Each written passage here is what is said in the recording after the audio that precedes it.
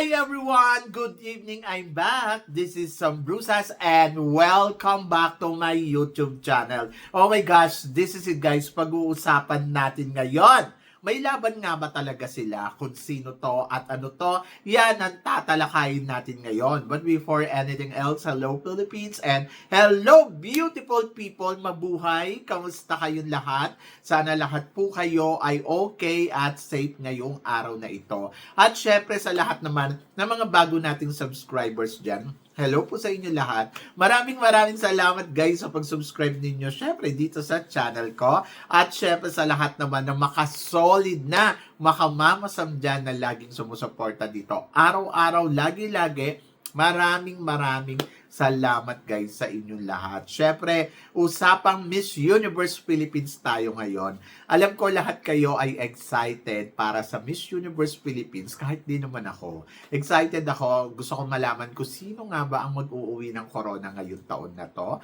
Pero sige, pag-usapan natin yung mga candidates na talagang lumalaban sa competition na to.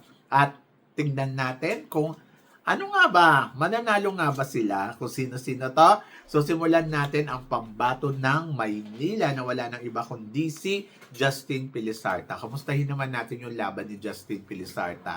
Kasi para sa akin, ang laban ni Justin Pilisarta dito sa Miss Universe Philippines ay medyo delikado. Sa totoo lang, hindi ko alam kung timing ba o tama ba ang pagbabalik niya dito sa competition ng Miss Universe Philippines. Sa totoo lang, si Justin Pilisarta, alam natin, lumaban na to ng Miss World, lumaban na siya ng Binibining Pilipinas, and then napadala na rin siya sa international stage. Actually, akala ko nga, kontento na siya doon kasi parang hindi na natin siya naririnig at hindi na natin siya nababalitaan, di ba? Pero nagulat ako kasi bigla siyang dumating dito sa Miss Universe Philippines. I love Justin Pilisarta. Isa siya sa mga favorite kong naging candidates noon sa Miss World, either sa sa Binibining Pilipinas. Kaya lang kasi ang pagbabalik niya dito, parang hindi ko alam kung timing ba or wrong timing. So, magaling kasi ang Justin Pilisarta in terms of communication skills. Pero, hindi ibig sabihin na magaling ka sa communication skills ay mananalo ka na ng Miss Universe Philippines. Depende sa laro, depende sa ipapakita talaga ng candidates. Sa ngayon, ang nakikita ko kay Justin Pilisarta, don't get me wrong guys ha, parang feeling ko makakapasok naman siya sa semifinals. And then, ayun yung pagpasok niya sa semifinals, hindi ko alam kasi kung sino yung makakatapat niyang candidates. Yes, pwede siyang umusag hanggang sa dulo ng competition, pero wala pa rin tayong kasiguraduhan dyan. Depende pa rin talaga sa laro ng kompetisyon. At parang feeling ko, yung datingan dito ngayon ni Justin Pilisarta ay medyo delikado para sa laban sa corona ng Miss Universe Philippines.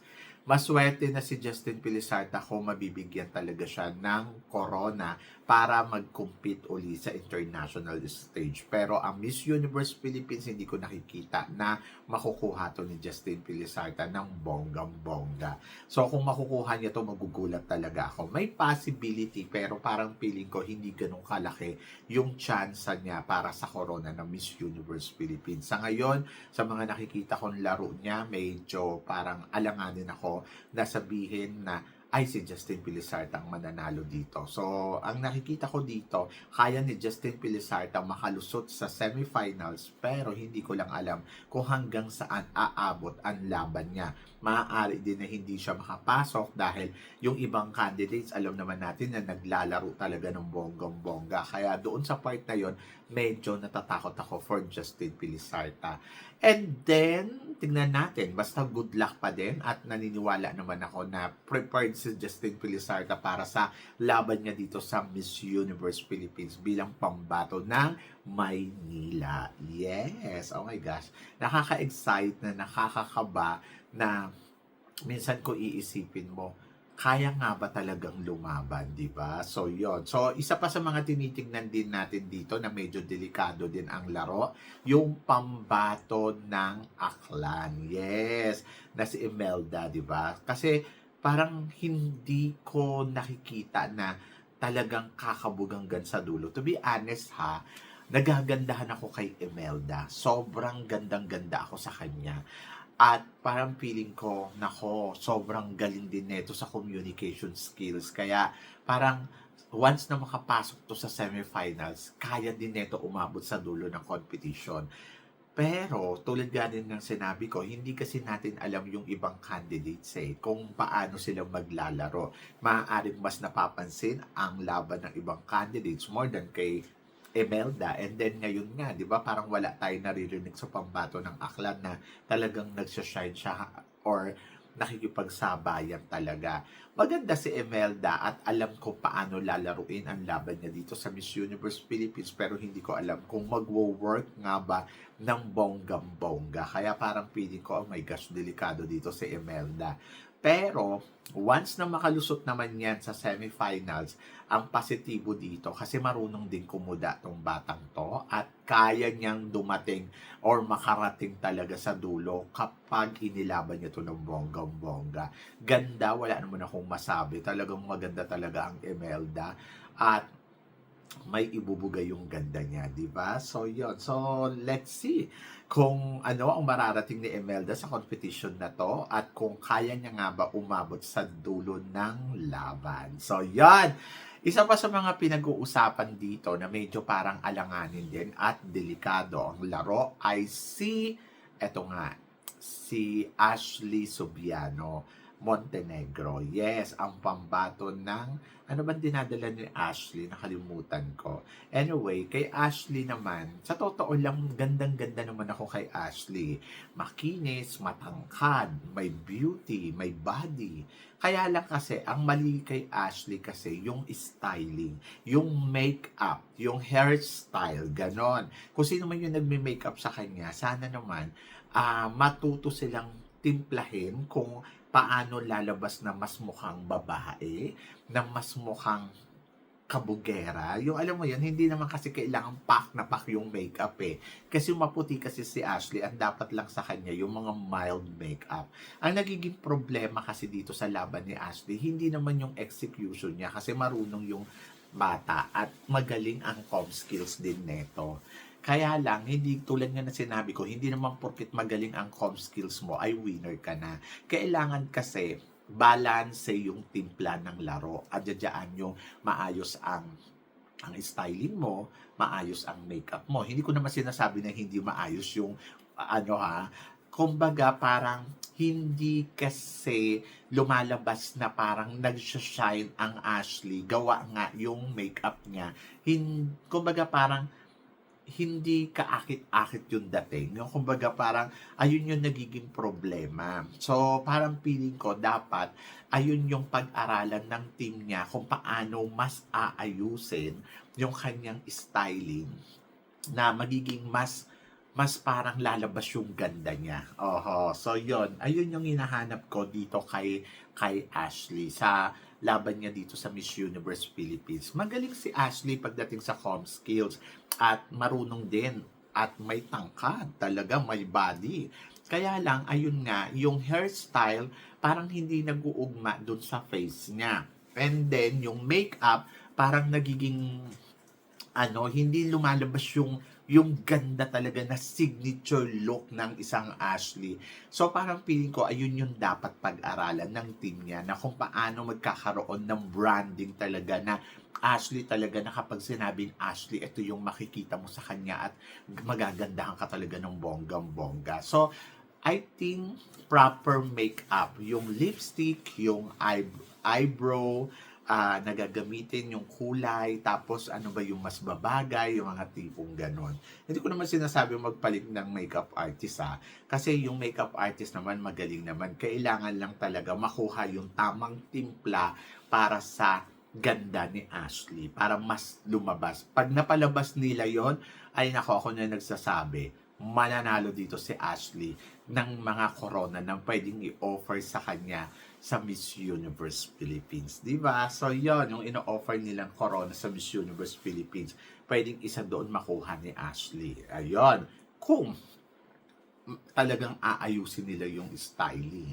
And then, ako naman sa kanilang tatlo, parang feeling ko kaya naman nila But nandoon lang ako sa part na siguro kailangan lang talaga nila laruin ng bonggang-bongga yung laban nila. And then, pagdating naman kay Tarlac, oh my gosh, si Tarlac, maganda talaga si Tarlac. Wala naman akong masabi sa pambato ng Tarlac kasi talagang yung beauty niya, very Pinay beauty. So, may nakita nga akong video nung nasabi ko, wow, ang ganda. Pero may nakita din akong video na ini-interview siya, hindi rin ako nagagandahan na, alam mo yung the way kung paano siya sumagot. So, ayun yung magiging problema ko.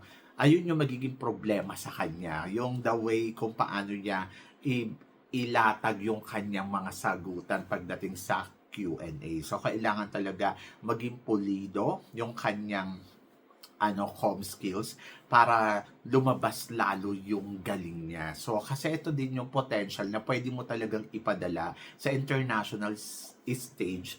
Kaya lang, dahil nga ang kanyang com skills ay medyo gewang-gewang, so parang feeling ko doon nagkakaproblema. And sa totoo lang, pag nilaban mo to sa international stage, mananalo to eh. Oho, kasi yung beauty niya, very Pinay beauty na pang world class talaga. Kaya hindi mo pwedeng isnabin kasi para sa akin, yung beauty na Tarlac, ito yung pwede talagang mag-uwi din ng corona sa international stage. Makuha lang nito yung perfect na title para sa kanya. Like example, Miss Charm, pwede din ang supranational. Kaya lang, hindi ko alam kung ang organization ba na Miss Universe Philippines ay namamangha ba sa kanya or nagagalingan. So, kung nagagalingan sa kanya, I think isa siya sa mga magbibigyan ng title.